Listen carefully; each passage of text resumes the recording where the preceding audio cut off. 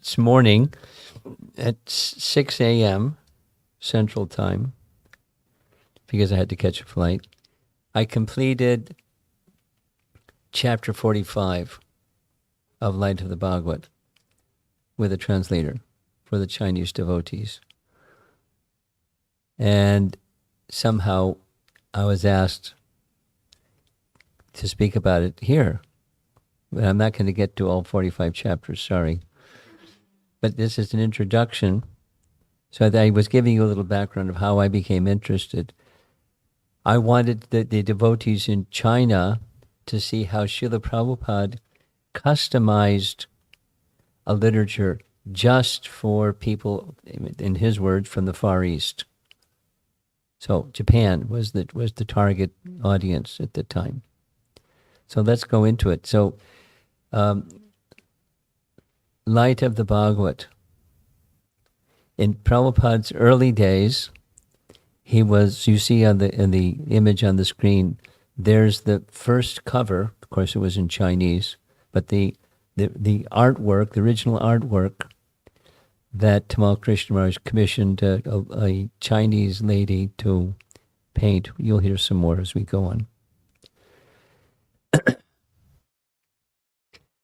Srila Prabhupada was a grahasta, as you see in the photograph on the right side.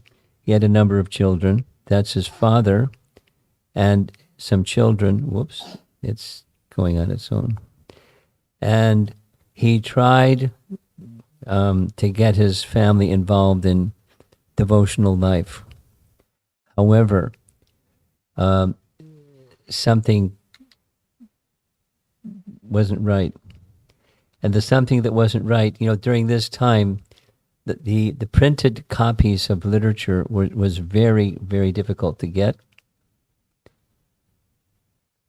Just beginning the offset printing system. So Prabhupada had a Bhagavatam, a set of Srimad Bhagavatams, which he loved dearly. And you know the story. His wife traded some tea biscuits. I don't know what tea biscuit is, but tea biscuits. For tea biscuits, she gave his Bhagavatam. And when he came to find out, he was very upset. So upset that he left home. He left home in a circumstance where his business was doing all right. His sons were old enough to run the business. And so at the age of 59, in 1954, Prabhupada left his family life, Vanaprastha. And when he left, he just got on a train going somewhere, and didn't exactly even know where he was going, but he was finished with that kind of family life.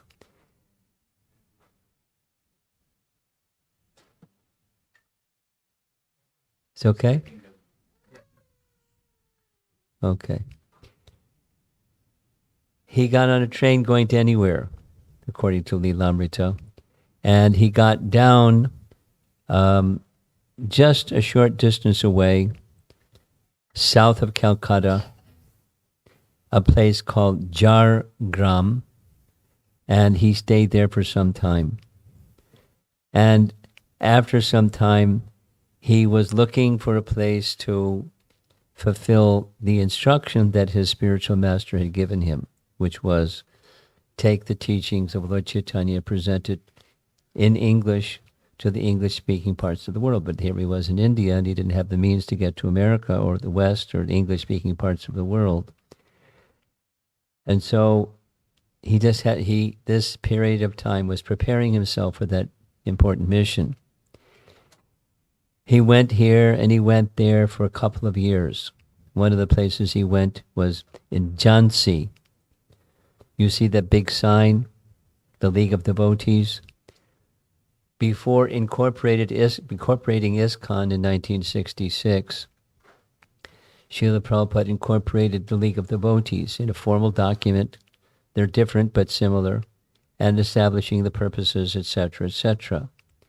And as you know the story, there were two ladies that had a property, and the property they were willing to donate to him, but then they had some strings attached. When he saw the strings attached, it meant they weren't really serious about giving. They wanted him to do something and then pull the property back.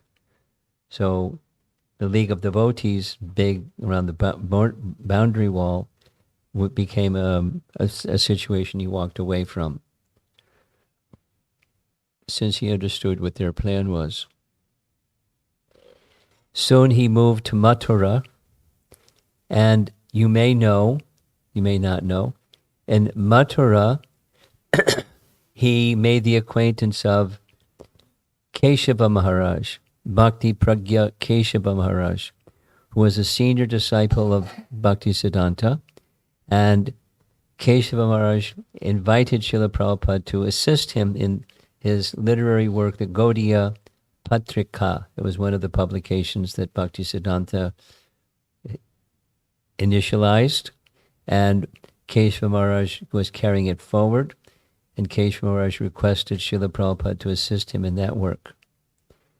And then in Delhi, so Mathura and Delhi are not so far away, there was another Bhakti Saranga Maharaj who was taking responsibility for the English version as the harmonist, and the local language version is Sajjana Toshini. So both were they recognized Prabhupada's writing skill. They wanted to engage him in assisting them in their work. And he gave some assistance, but his heart was in the mission given to him by Bhaktisiddhanta Saraswati Thakur. So he endured this period of time with lots of austerities, with not much going on for him in terms of wealth or followers or support of any kind. This is just a cut and paste from Lilamrita. In the winter, Abai was trying to print back to Godhead. In winter's discomfort, he walked through the early morning streets of Delhi to visit Surendra Kumar Jain, the printer, to read the latest proofs. By walking, he saved money. He had no chadar, only a lightweight cotton jacket, and he wore rubber shoes. He also wore a cotton hat that covered his ears and tied beneath his chin, protecting him from the 40-degree wintry mornings and sometimes gusty winds. Now that must be Fahrenheit, not Celsius. Summer came, and the 110-degree heat made it almost intolerable to spend time out of doors. Hot, dust-laden winds blew in the city streets. Street-side hawkers closed their businesses during the day. In early May, during the 112-degree heat, a man collapsed in the street and died of heat stroke. But Abai ignored the heat and ordinary limitations of the body. So we have from 1952 to 1956, Prabhupada was just wandering from here to there, preparing himself, doing his writing, assisting, in a modest way to very senior sannyasi writers and intellectuals. This time Prabhupada was not yet a sannyasi. That happened later. And so between Mathura and Delhi, he eventually settled for about 6 years in a temple very near to Keshigat. How many here have been to Vrindavan? Oh, very good. Those of you that haven't been, please go before it gets too late. You can't even get around. So visit Vrindavan.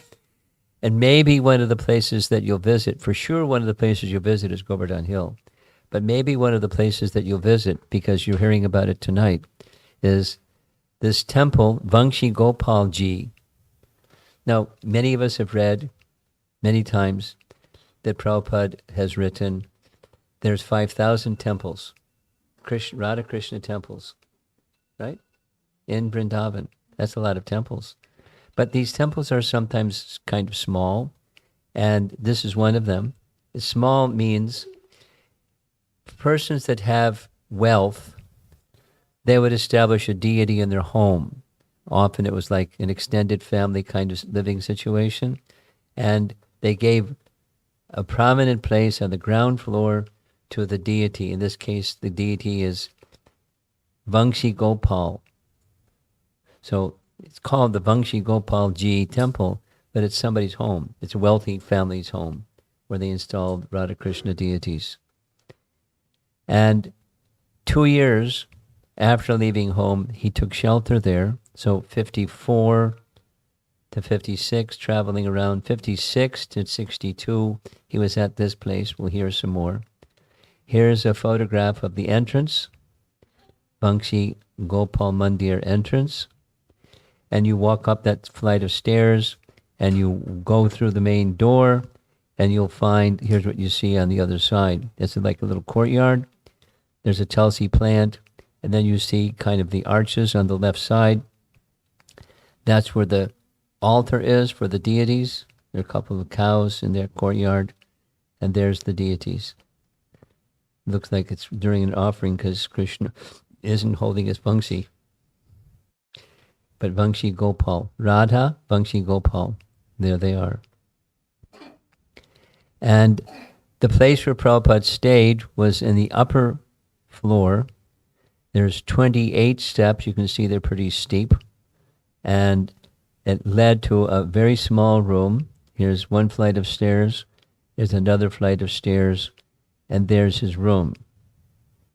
There's the room that he stayed, the future acharya of a worldwide organization living in this room.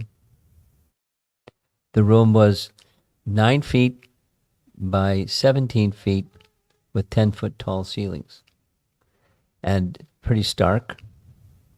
And that's where he lived. There was no running water.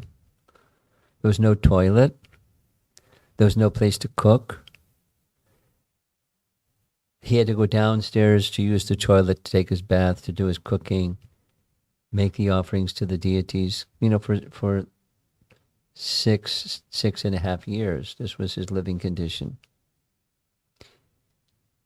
The family lived in the same house, and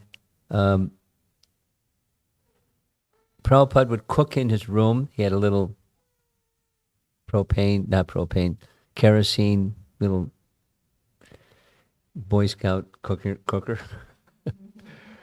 with, the tiers, the system. And then that's his cooking, and he would offer to the deity. And he would go back and forth to largely to Delhi, finding persons that would like to buy his Back to Godhead magazine and support it by becoming subscribers to his Back to Godhead magazine. Here's the scene from the terrace. Pretty fancy terrace, isn't it? You see in the backside, that's the Jamuna River. And very near to where this temple is, I'll show you a map shortly, but this is very near Keshigat. Here's the same place, looking from a different direction, and looking from the front down over the front side, that's the entrance of the temple. And there's the location of Vangshi Gopal Mandir. Very close to the Jamuna River, very, very close to the Keshigat and some other temples, as you see, Nidhivan, etc. Gopal Bhatta's Samadhi, Gopal Bhatta's temple, and so forth.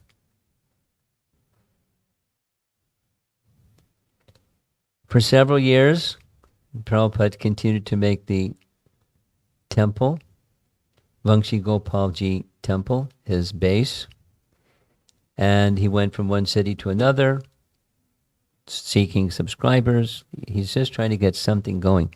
People to donate, people to assist him in the mission that Bhaktisiddhanta gave him. However, it was not going forward so nicely. So during this period of time, his relationship with Keshav Maharaj became very strong, and Keshav Maharaj, this is in the center, seated, he gave him sannyas. He ordered Bhakti Prabhupada to take sannyas. He ordered him, saying, our Guru Maharaj has given you this instruction, and to fulfill this instruction, you must take sannyas. So he was yielding, unwilling, but yielded. And interestingly, no followers, no money, no nothing, no assistance, focused on his mission and getting a lot of support from Keshav Maharaj. That's October 59. In July 62, Prabhupada was approached by the head Goswami of the Radha Damodar temple. Actually, the backstory is Prabhupada had a very affectionate relationship with the head Goswami, or the leader of the Radharaman temple. And the same, I'm trying to remember his name, Vishvambar Goswami. Vishvambar Goswami was the respected leader of all the Goswamis of all the main temples of India, of Vrindavan. He was the one to lead the installation of Krishna Balaram. And he, Vishvambar Goswami, had a friend. His friend was the Goswami of the Radha Damodar temple. And he approached the Radha Damodar Goswami, Gaurachand Goswami, saying, you have a room. Invite invite Srila Prabhupada, we say Srila Prabhupada. Invite Abhay Charan Goswami to occupy those rooms, because it will be very auspicious for the project that he has been given by our Guru Maharaj. So Prabhupada was approached, and he thought it was a very good idea, and he accepted. And there was some very modest amount, like a written agreement for the 2 rooms, so many rupees per month, which is still in effect, with a little delicate dealings with the current Goswami at the Radha Damodar temple. On the bottom left, this is Srila Prabhupada some years later, coming with some of his Western disciples. And on the upper left, that's a more recent photograph of what the temple altar looks like.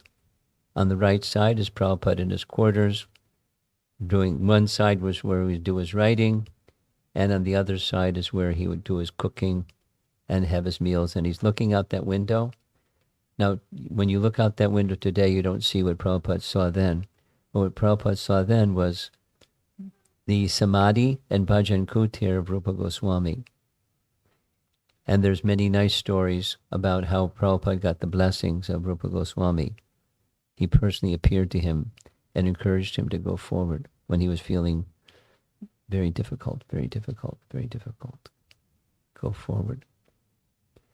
So he was Back to Godhead magazine, Sajjana Toshini, the writing, the work of Keshav Maharaj, but he was primarily focused on translating Srimad Bhagavatam from the time he took sannyas in 59 to 65.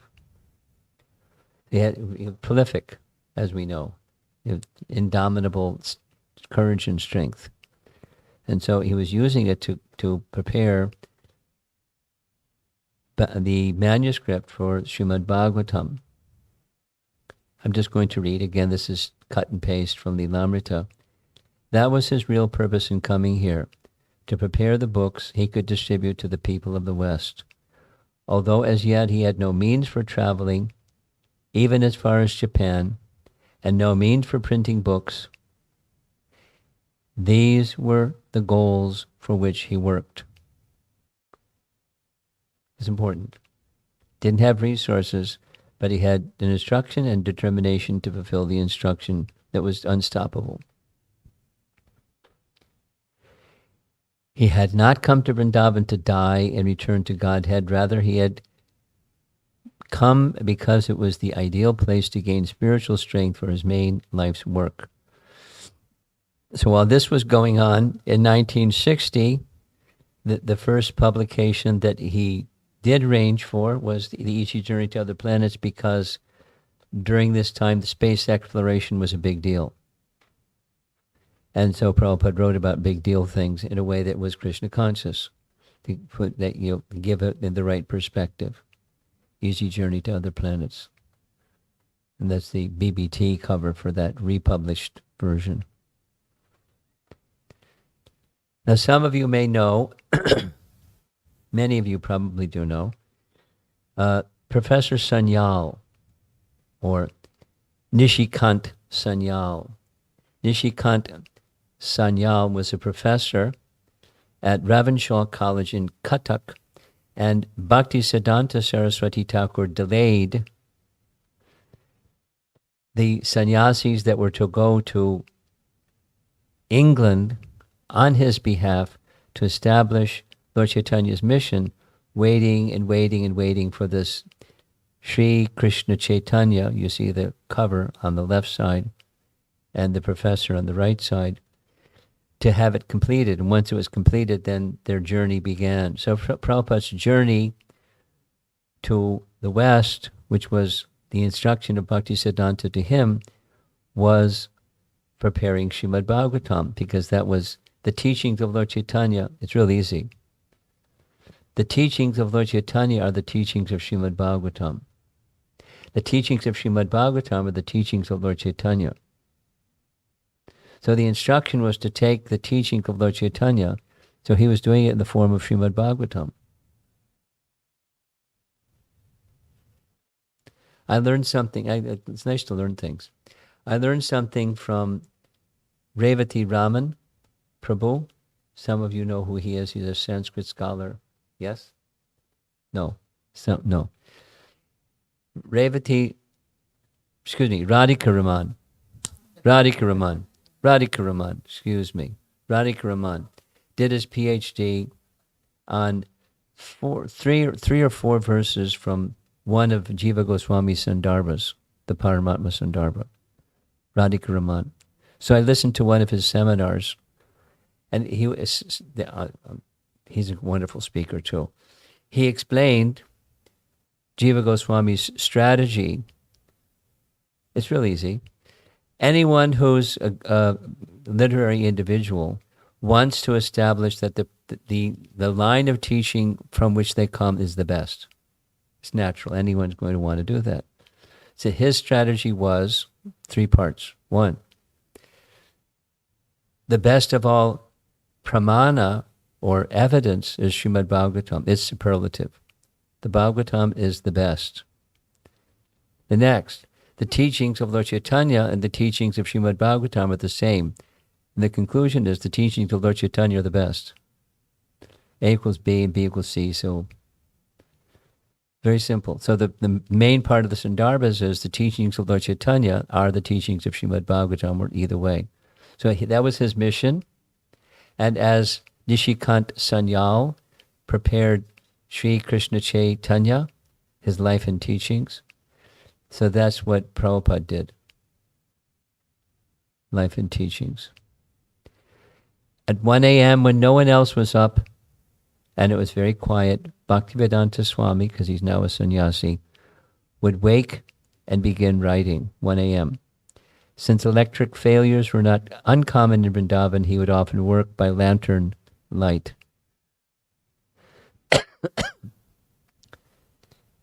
And in 1962 was the first volume of Srimad Bhagavatam. So 61 was Easy Journey to Other Planets. 62, first volume of Srimad Bhagavatam. Now something very interesting happened. 63, Prabhupada published the second volume of first canto. 64, the third volume of Srimad Bhagavatam, and his travel began in 65. Travel west. But in between, he received an invitation. Well, not exactly. There was a flyer that was sent out from Japan by an organization, in Tokyo. The organizer called it Congress for the Cultivation of Human Spirit, which can mean almost anything. Congress for the Cultivation of Human Spirit, to be held in May 1961. May 1961. He got a copy of this in January 1961. And so he got a copy in Delhi. Someone said, hey, take a look at this. And he was inspired, so Prabhupada was looking for opportunities. He wrote to the organizer. And Prabhupada was thinking, why not? Bhaktisiddhanta to the world. Of course, he sent me to the English-speaking parts of the world, and Japan has come first, so why not? It gave him an opportunity to take these writings of Srimad Bhagavatam and give them in a manner that was relatable to people from the Far East. So he considered people in the Far East, they have a natural cultural tendency to understand lessons of life from nature. Yes? Lessons of life from nature. So the wheels were turning, and he envisioned presenting Srimad Bhagavatam in terms of lessons of life from nature. So he wrote a letter to the organizer requesting him to send him a document that would be sufficient to get him a visa and a passport, because he didn't have either. Didn't have anything. He had a vision and lots of determination. So the idea that Prabhupada came up with was to write a book that's from Canto 10, Chapter 20 of Srimad Bhagavatam. What's Canto 10, Chapter 20? It comes after Chapter 19. And in Chapter 19, it's the summer season in Vrindavan. And then in Chapter 20, it's the rainy season and the autumn season. And there's not a lot of action. There's a little bit, but it's not killing demons and all those other things, lifting Govardhan Hill. It's none of that. It's just the rainy season and the autumn season. And so I find it so amazing, the I don't know the right words, the gift of writing, the masterful way that Srila Prabhupada would take simple scenes from nature and teach Srimad Bhagavatam. Not everything. I mean, he didn't teach fifth canto, but he included a verse from fifth canto, just, because it's part of the message of Srimad Bhagavatam is Sarga and Visarga. So he included one verse from fifth canto, but the rest is just scenes of nature from the rainy and the autumn season, teaching Srimad Bhagavatam, teaching the range of Srimad Bhagavatam. It's really brilliant. So he wrote to the gentleman, and he proposed, send me an invitation letter, and the man sent back the following letter. Oh, this is Prabhupada speaking to the man. I wish to impress the public delegates who would internationally join the conference for culture and human spirit in Japan about the necessity of an international movement. 1961, living in those little simple rooms in Mangshi Gopal Temple, envisioning an international movement, asking this organizer, to facilitate him to do that. Towards this unifying purpose, Prabhupada's vision was the cooperation of all the enlightened people of the world to channel it towards this international movement. Prabhupada said, one thing I could never think small. Jiva Goswami was like that too. He would always, the shoot for a rhinoceros message. He would always think big. Kindly, therefore, do the needful immediately and give me a chance to speak to the enlightened people of the world the message of human culture from the Vedic literature. I am sure that such news will change the angle of vision of the world's activities. That's Prabhupada's mission, in his own words. Change the angle of vision of the world's activities.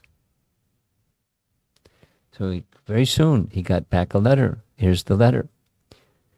This is to certify that Sri A.C. Bhaktivedanta Swami, gives his address in Keshigat, is a bona fide visitor to the, big letters, Congress for Cultivating Human Spirit, will be held under the auspices of the International Foundation for Cultural Harmony. Again, that could mean anything. From the 10th May to the 24th May of the year 1961 at the important places in Japan. It is understood that lodging and boarding arrangements during this period will be made and paid by us. Not as airfare, by the way. It would be a great favor, if necessary, passport and a visa to visit Japan are passed to him to make his arrival in Japan before 10th May. There's the gentleman that's organizing it. So that was, good enough to present to get his visa and passport. I don't know if he got a visa or a passport in 1961. But he began immediately writing this text. There's the cover that was prepared in Hong Kong. You'll see the lady that made these paintings. And so he wrote 50 commentaries, a 20,000 word manuscript. Some of you sometimes probably try to write Vyasa Puja offerings, right? Takes a while, right? 20,000 word, along with the Srimad Bhagavatam writing and the work that he's doing for these other two sannyasis and his Back to Godhead magazine. He was prolific. And he envisioned, then he started writing more letters to the organizer of this event. He wanted the organizer of the event to make paintings that he could then put on display at the assembly. And he described in detail what those 50 paintings would look like. And he wanted the man to make the paintings and have, like boards so they could set up and people could see the paintings and they would tell the story. Because a picture speaks 1,000 words, right? He also requested them to find the artists that would make these paintings according to his description. So he was the director of the art department. He wished that they would publish the book with the illustrations in the book. He's very ambitious. That was his idea, but there was some obstacles. And that part of the big obstacle was he didn't have 3,500 rupees to travel to Japan. So what did he do? He went to ask people to help him as a missionary or emissary, that's a better word, on behalf of Indian culture to teach people outside of India about Indian culture. I'm a renounced person representing our culture. Please make all the arrangements so that I can travel. And here's some of the people he went to.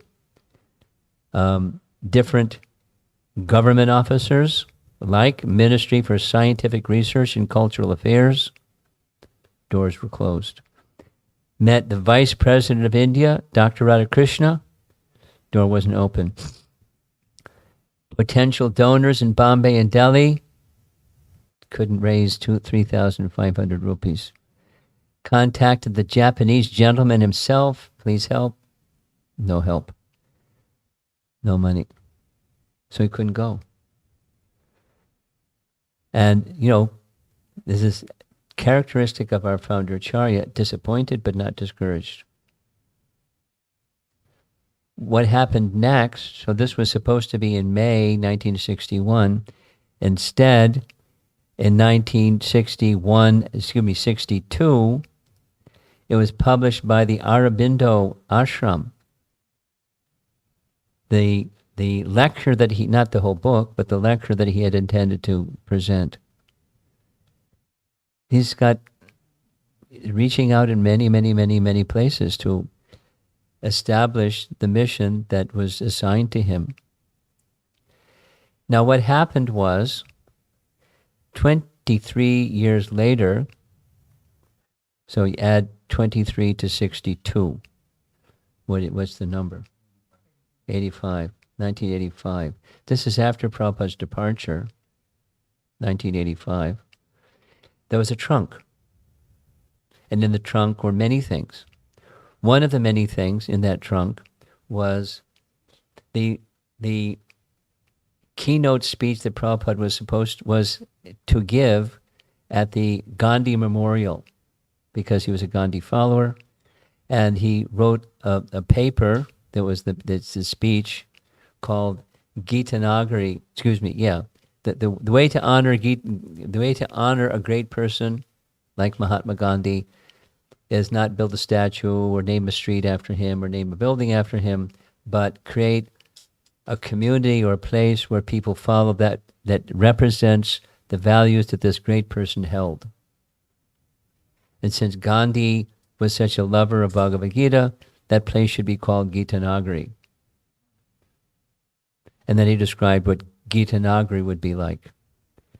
When that was found, the devotees in Gitanagari, because Prabhupada named the farm, it was the New York farm, and when Prabhupada went there, it became Gitanagari. And then many years later, 9 years later, they found the manuscript, which became then known in ISKCON at least as the Gitanagari prophecy. So one of the other things there are many things in that trunk, but one of the things in that trunk was the manuscript for Light of the Bhagavat that never made it to the publisher. And along with the manuscript were the copies of this correspondence. Prabhupada kept everything. The description of the paintings that he wanted, with details what should be in the paintings. And all of that was turned over to Tamal Krishna Maharaj, because by this time Tamal Krishna Maharaj had a headquarters in Hong Kong, and so it was given to him to publish in Hong Kong. And so he worked on it with some of the local devotees in 1984. 84 was the manuscript was discovered in 85. The book was published. He searched and found a qualified lady. Here's some description of this qualified lady, or there's a photograph of her as well. But she was a celebrity at that time.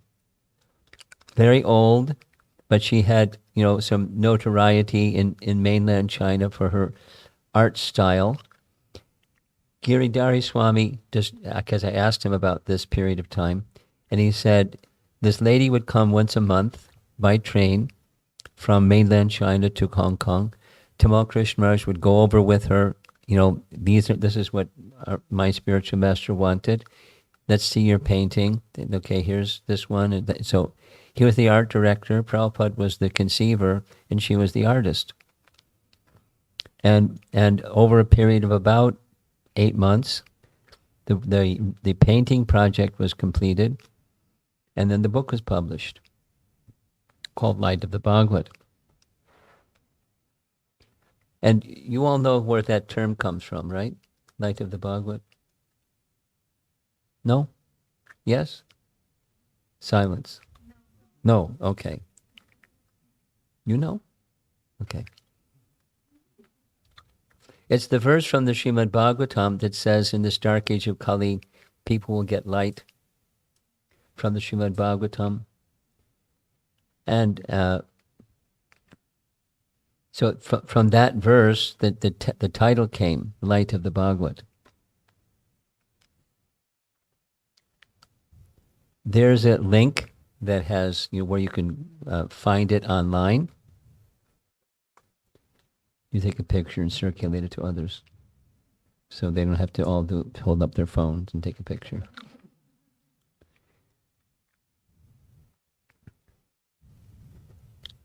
here's another cover, here's two covers. There's one cover, there's another cover, and there's other ones too.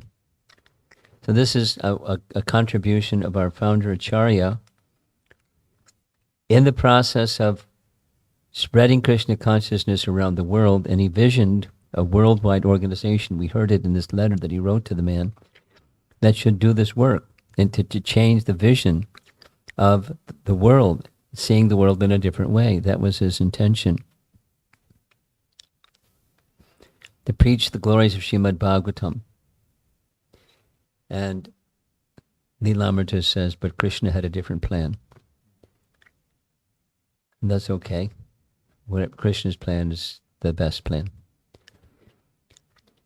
And it happened that the Light of the Bhagavat became published by BBT. And last, I contacted Swavas Prabhu, who is the BBT trustee for the North America. And I said, I want to order some Light of the Bhagavat books for this seminar that's coming up, but there aren't any in stock. Can you have it reprinted? And he gave me, a nice answer. Let me look into it. But sure enough, it's been reprinted. So it's at the BBT now. I don't know the number, but if you want a copy, I don't think they have hard copies. They have paper copies. It's not very expensive. Of course, some people like reading it online. Some people like holding it in your hand. I like it holding in my hand. So it's available. And while here, I'm going to be entering a little bit into the topic of Light of the Bhagavat. I'm not going to be able to finish it. During the Thanksgiving weekend, I'm going to be in Houston, Texas, and presenting the whole thing, beginning to end. And I'm really looking forward to it because it's very purifying. Just this past weekend, Saturday was what? Akshay Tritiya, right? Very auspicious day. And it was the third day of a 3-day temple opening deity installation function. And the devotees that do this, it's intense. And they, when they packed up to go to the next place, the next place is, it's another temple that they're going to install 7-foot tall Nrsingadev deity in Delhi temple. And, I'm just sharing this because the purification was very intense. And they're going, after doing this one, they pack up and take a deep breath and go do the next one. And then they pack up and take a deep breath and go do the next one. I mean, these are elevated souls, blessed to have that service. And I feel very fortunate also to go through the first Srimad Bhagavatam publication. Easy Journey to Other Planets was the prior one. But 1961, Prabhupada, was before he came out with even the first volume of Srimad Bhagavatam. It's purifying. It's packed. And, the Hare Krishna explosion is in the book. And then the kaboom came later when Prabhupada went to America, because the Shakti for all of that was the instruction of Bhaktisiddhanta. But his writing ability is just astounding, masterful. So we'll touch on it. Maybe you'll also want to get some light of the Bhagavat that's meant to bring light into this dark age of Kali. That's what Prabhupada was doing and intending to do and doing. Really good.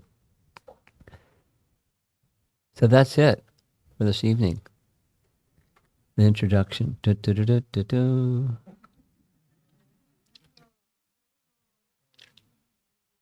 Anyone wants to ask or discuss something?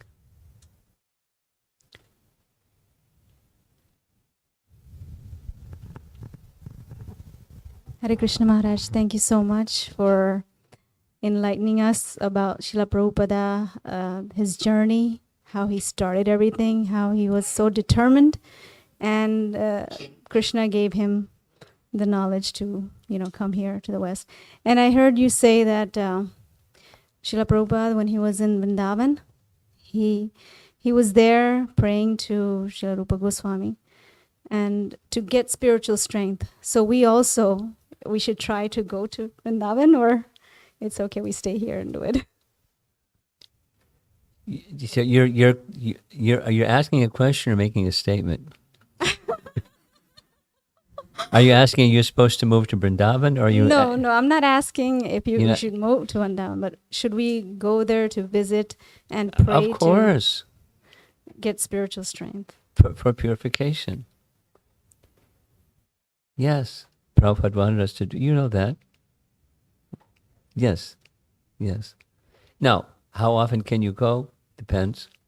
But his vision was, during his time, it was very temple-centric, not so much congregation-based as today. Doesn't mean we don't have temples, and the number of temples are also increasing, but congregation base is much stronger than during Prabhupada's time. And he wanted us, those that were engaged in his mission, full-time engaged in his mission, to do that 11 months of the year, and 1 month of the year go to Mayapur Vrindavan for a big festival and get recharged. Now, many persons go regularly aside from the Mayapur Vrindavan festival. And how often you go, or anyone in the room here may want to go, or be able to go, it's an aspiration. And when you go, there's many opportunities. You can go with a small group, you can go with yatras, you can do this, you can do that. Burijan Prabhu, for example, has established Govardhan Retreat. You've heard about that, right?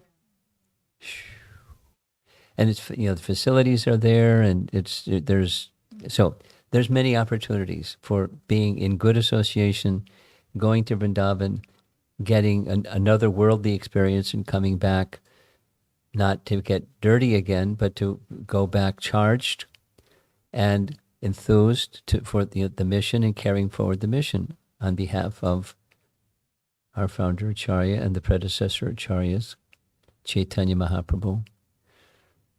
So should we? Yes. And when you're not there, you can pray to those personalities and be mindful of their contributions, read their contributions, become immersed in the writings of our great acharyas. And you feel Vrindavan connection that way too.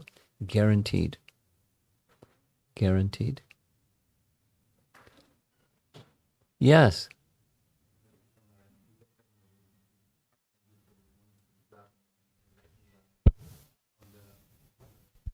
Part of Srila Prabhupada's mission.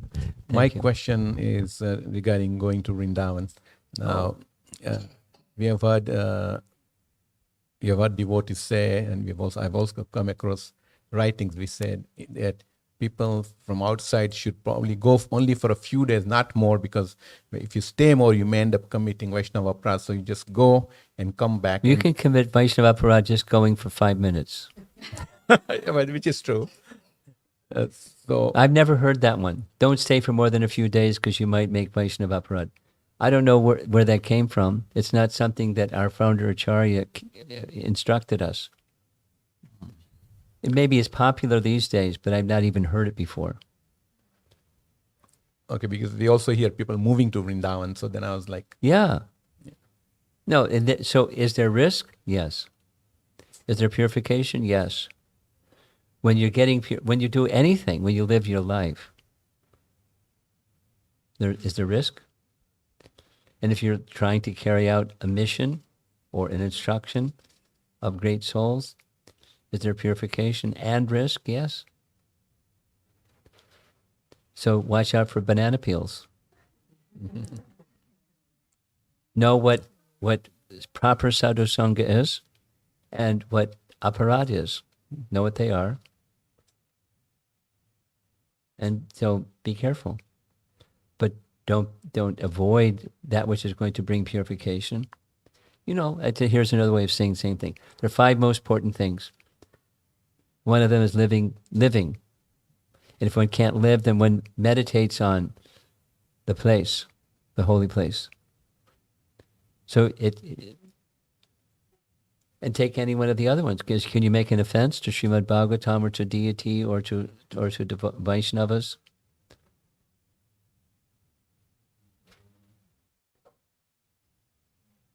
So better not dissociate with devotees because you might make some offense. Better not chant because you might make some offense. You can chant for 2 or 3 days, but not more than that, please. Thank you for the answer. Let's Lakshmi Nrsinga because he had his hand up. Wasn't there a contemporary version of Light of the Bhagavata by Chris and Kim Murray? But yes, I've heard of it. I haven't seen it. I've seen. I might even have it, but I remember definitely seeing it too. And I guess it was a very condensed pictorial of the Light of the Bhagavata. You've not come across. I'm not familiar with it. Hare Krishna.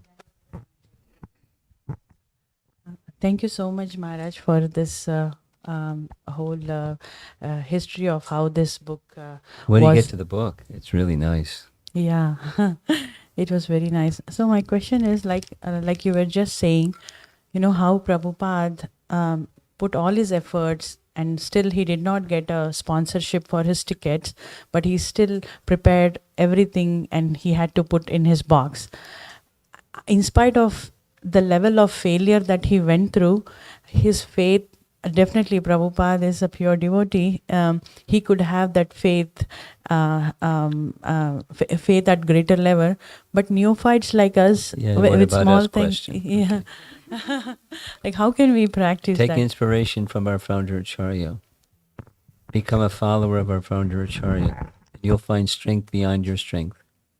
That's how. Another way of answering your question is, in the story of Bali Maharaj and the tribulation that Bali Maharaj was put through, Prabhupada writes in one Bhaktivedanta purport that the Supreme Lord never places the devotee in a difficulty that they cannot surpass. And he gives them the strength to surpass. So what Prabhupada went through may not be what you'll have to go through. But to go through something that tests and develops further your shelter taking, that's good. Expect it. Even if you're not expecting it, it'll come. But if you're expecting it and it comes, you know what to do.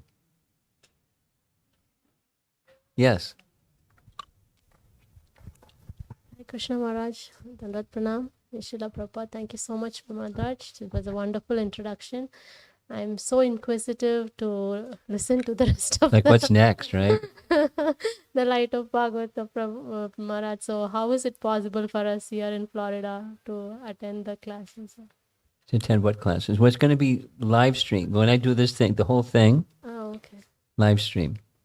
Or see in Texas. Live stream. Your So- daughter will love it. Yeah. Really looking forward for Maharaj. It's very interesting. They have nice guest houses and they're set up over there. You have something? Hare Krishna Maharaj, please accept my obeisances. I just have a quick question. When we were talking about the professor that wrote from Sri Krishna Chaitanya. yes, so can you explain more about the book and how it's significant Yes. for us to learn about that book? That particular book. Yeah. Here's a little bit about the professor. Professor Nishikant Sanyal was, at least what I've read about him, because I don't know, but I've read about him, that he was so close to Bhaktisiddhanta that sometimes Bhaktisiddhanta would write something and give credit to him. Sometimes Professor Sanyal would write something and give credit to Bhaktisiddhanta. And they were just like two peas in a pod. He had very, very advanced personality. He had an initiated name. I don't recall that initiated name, but he was known just conventionally amongst the associates of Bhaktisiddhanta as Professor Sanyal. And he, Professor Sanyal, was given the assignment of writing Sri Krishna Chaitanya, which was like a magnus opus of Lord Chaitanya, his life and teachings. Lord Chaitanya's life and teachings. Later, Bhaktivinoda Thakur wrote such a book. Sri Krishna Chaitanya, his life and teachings, right? 1896, excuse me. And it was a really thick book, part 1 and part 2. Very high English, like Bhaktisiddhanta's, and very comprehensive life and teachings. Because Bhaktisiddhanta wanted the sannyasis that were going on his behalf, or the behalf of the Gaudiya mission, to have people respect Lord Chaitanya. They didn't know who he was, and he wanted them to not only know who he was, but to respect him. So it was very comprehensive. And Professor Sanyal was given the assignment of writing it. The departure date was pushed back and pushed back because the book wasn't ready yet. And when it was ready, that's when they went. And they're carrying volumes with them to give to, leaders, government people, educator people, leader people. And they interacted with others, but that was the principal audience for that book. And copies in libraries and things like that. To put the footprint of Sri Krishna Chaitanya in very compelling language. Did that answer your question? Okay. Anything back there?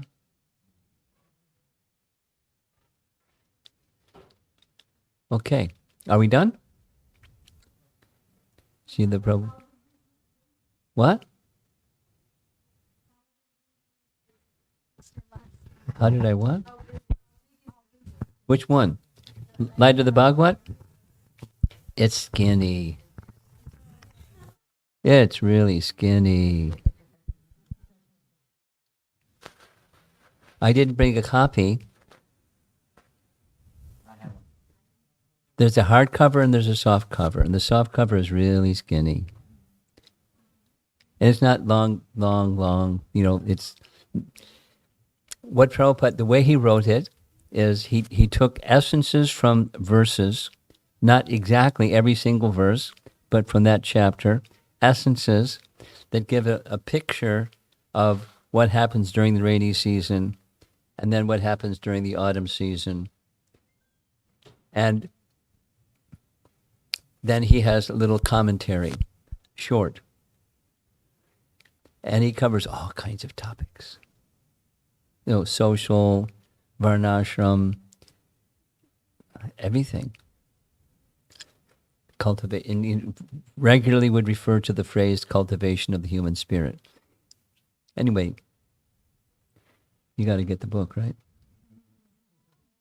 Yeah.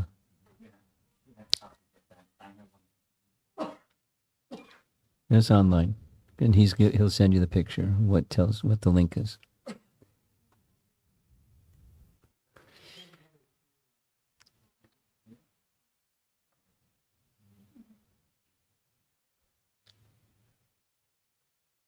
Thank you very much. Srila Prabhupada ki jai.